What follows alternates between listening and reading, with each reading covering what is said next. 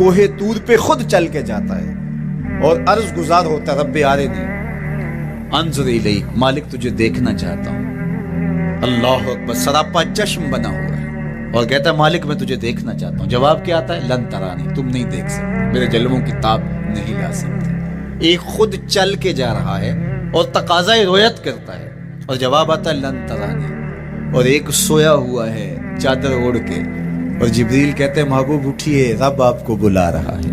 تبارک اللہ، شان تیری تجھی کو زیبا ہے بے نیازی، کہیں پہ جوش لن ترانی، کہیں تقاضے وصال کے تھے۔ تو جبریل حاضر خدمت ہوئے، حضور استراحت میں ہیں، تو آواز آئی یا جبریل قبل قدم ہے، میرے محبوب کے قدموں کو چوم لے۔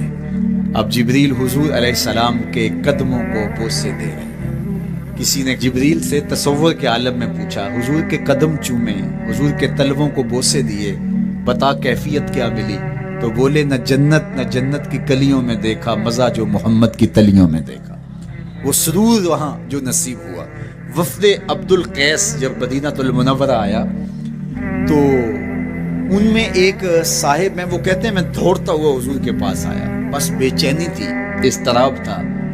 جب آپ مدینہ المنورہ میں جاتے ہیں تو آپ کو جا کے گاڑی اتارتی ہے اور آپ ہوٹل میں سامان رکھتے ہیں، تو پھر کتنی جلدی ہوتی ہے کہ جلدی سے غسل کریں اور جلدی سے نیا لباس پہنیں اور جا کے ہرے گنبد کو دیکھیں، حضور کی مبارک مسجد کی زیارت کریں، ان کوچہ و بازار میں جائیں جہاں حضور کے مبارک قدم لگے تھے۔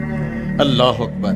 تو اب یہ وفد عبد القیس جب آیا تو ان میں ایک صحابی حضرت زرع رضی اللہ تعالیٰ عنہ فرماتے ہیں کہ میں پھر تیزی کے ساتھ گیا اور پھر ہم جا کے حضور کے ہاتھ بھی چومنے لگے، حضور کے قدم بھی چومنے لگے۔ یہ سعادت مند قدم جن کے بوسے صحابہ دیتے ہیں، کبھی جبریل کے بوساگاہ بنتے ہیں، کبھی احد پہاڑ کی چھاتی ان قدموں کو چومتی ہے۔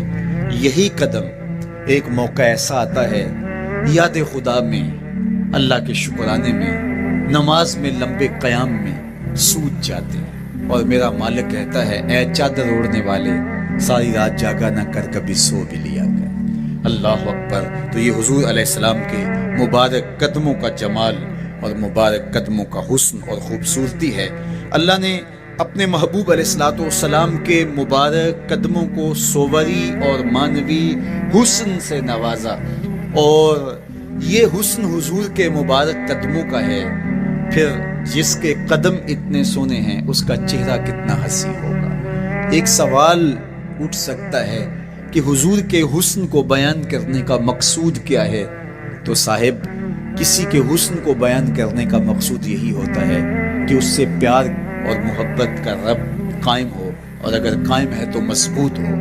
ہم حضور علیہ السلام کے حسن کو بیان اسی لیے کرتے ہیں، اور محدثین نے اس پر باقاعدہ کتابیں اسی لیے لکھی اور کتب حدیث میں باقاعدہ شمائل رسول پہ باب اسی لیے باندھے تاکہ لوگوں کے سینے میں حضور کی محبت کی جوت لگے، اور وہ جو شعلہ جوالہ ان کے سینے میں حب رسول کا ہے وہ اور بھڑک اٹھے، اور بندہ جس سے محبت کرتا ہے پھر اس کی اطاعت بھی کرنے لگ جاتا ہے۔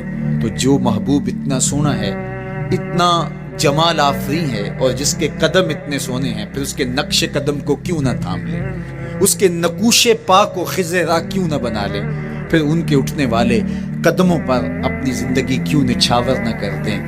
اگر سر پہ رکھنے کو مل جائے نقش نالے حضور تو کہیں کہ ہاں تاجدار ہم بھی۔ یعنی وہ قدم تو قدم رہا، اس قدم کی رعنائیاں، اس کی خوبصورتیاں، اس کا جمال اور اس کا حسن تو حسن رہا۔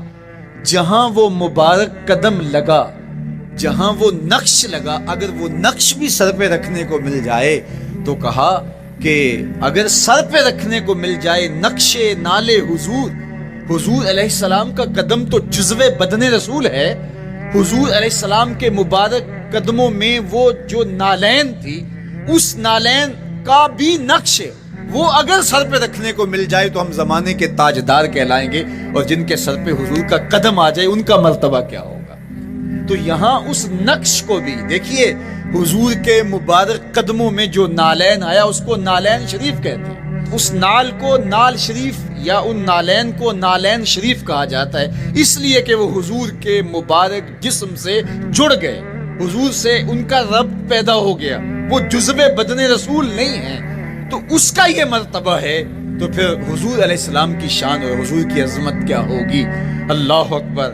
بلکہ حضور علیہ السلام کے نالین جہاں رکھے جائیں، وہ کسی نے کہا نا کہ ذرے اس خاک کے تابندہ ستارے ہوں گے، ذرے اس خاک کے تابندہ ستارے ہوں گے جس جگہ آپ نے نالین اتارے ہوں گے۔ وہ جگہ جہاں حضور کے قدم نہیں، حضور کے قدموں سے مس ہوئے نالین رکھے جائیں، وہاں جو ذرے اس نالین کے تلووں کو چومتے ہیں وہ بھی آسمان کے ستاروں سے اس شاخ کو حسین دکھائی دیتے ہیں، وہ بھی زیادہ چمکدار دکھائی دیتے ہیں، اور اس شاخ کی آنکھوں کا سرما اور ان کے دل کا قرار اور روح کی ٹھنڈک قرار پاتے ہیں۔ تو یہ ہے حضور علیہ السلام کی نسبت کا احترام اور حضور کی محبت کا اثر جو اس شاخ کے سینے میں محسوس کیا جاتا ہے۔ اللہ مجھے آپ کو اپنی خاص پناہیں، امان اور حفاظتوں کا حساب بخشے۔ کار ما آخر شدو آخر ز ما کار نشد، مشت خاک ما غبار کوچہ یار نشد۔